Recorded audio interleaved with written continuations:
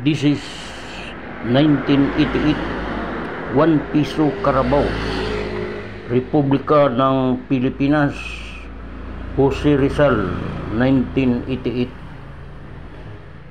A queen, an old queen that has a mixture of platinum, and the price is 70,000 pesos each queen. 1 piso Carabao, 1988. The price is 70,000 pesos each queen.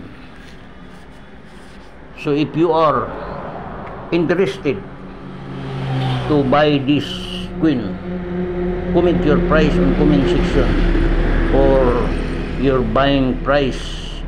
It's an expensive old queens in the history of the Philippines.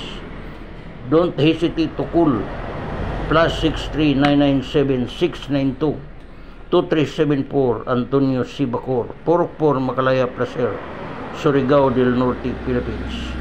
Please subscribe, please follow, please give stars for support, comment your price, heart, like, share, download.